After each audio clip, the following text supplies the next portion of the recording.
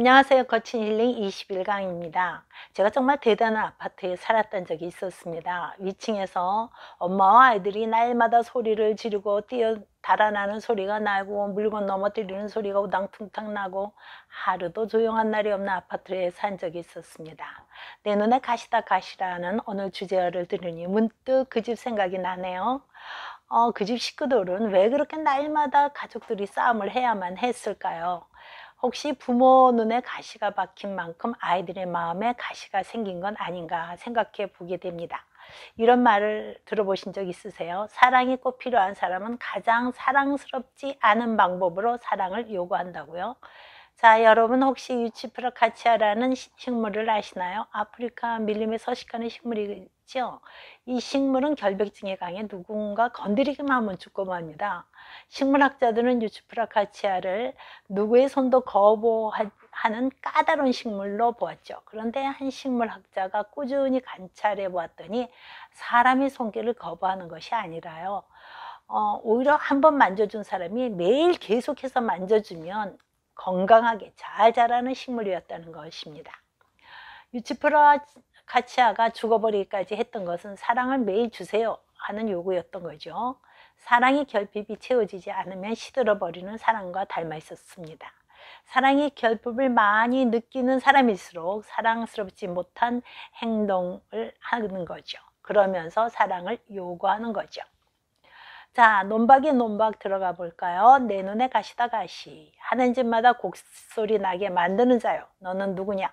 하는 집마다 내 눈에 가시가 돋게 하는 그 인물. 내 눈에 가시를 빼게 하려고 안간힘을 쓰는 건 아니야? 미운 짓만 하는 가시. 사랑받고 싶어요 몸부림치는군.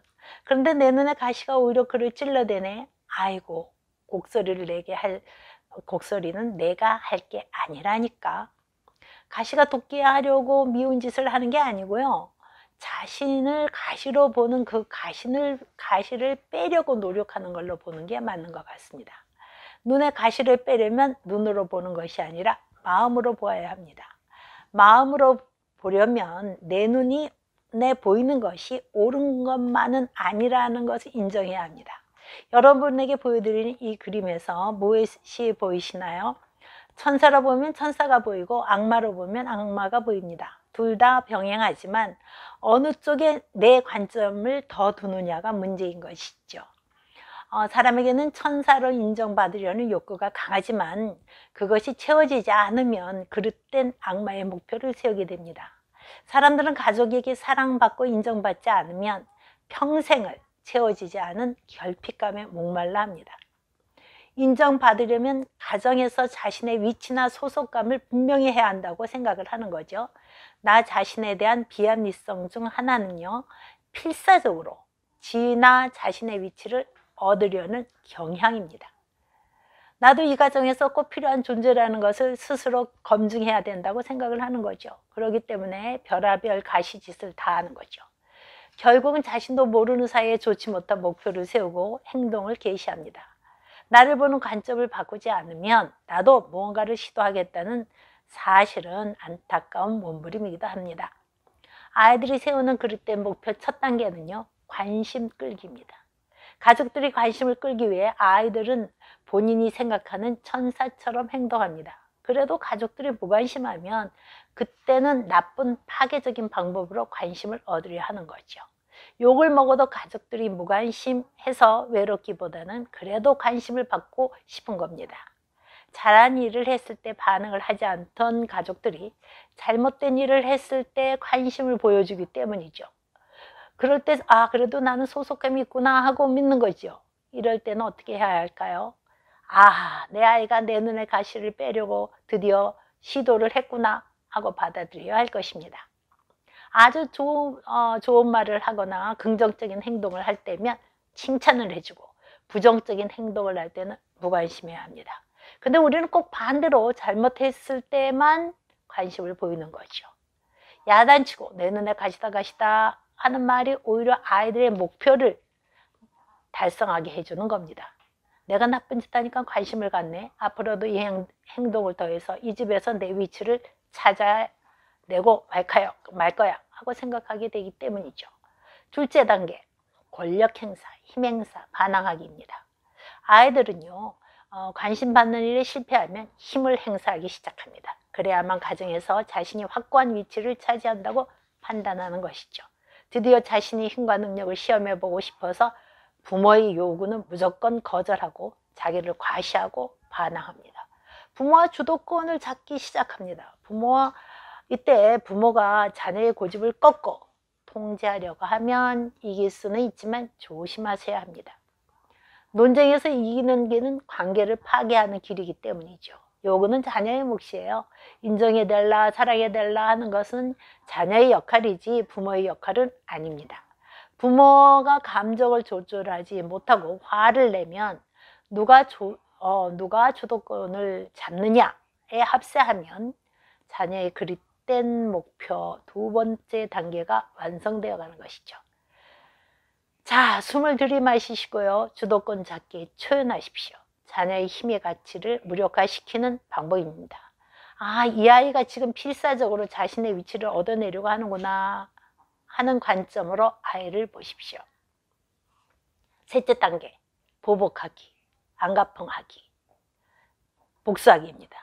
우리 아파트 위층 부모와 자녀들이 이 단계에 돌입했던 것 같습니다. 아이가 힘 행사에서 이기지 못하면 자신의 이 가정에서 설 자리가 없는 보잘것없고 하찮은 사랑받지 못하는 아이라고 믿어버립니다.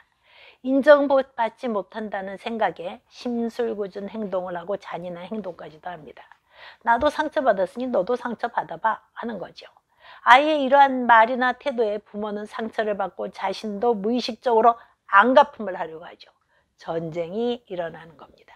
이때 부모는 또 관점을 바꿔야 합니다. 가시도는 눈으로 보지 말고 아이고 내 아이가 좌절하고 있구나 하는 것입니다. 얼마나 안타깝습니까? 만약 계속 아이와 전쟁을 고집한다면 내 아이가 부정적인 자아상을 갖고 자기를 존중하지 못하는 인간으로 만들겠다 하고 작정할 때입니다.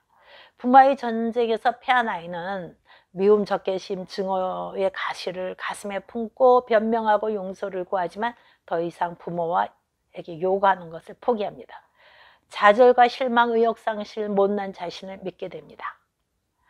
자, 넷째 단계입니다. 아이는 이제 모든 노력을 포기하고 무능감을 보이기 시작합니다. 자신은 실패하는 존재다. 나에게 희망은 없다. 다른 사람에게 기대지도 말고 남을 피해버리자 하고 생각하는 거죠. 무능력하게 행동하고 극도의 좌절, 실망, 포기, 의욕상실, 수동적 반응을 보입니다.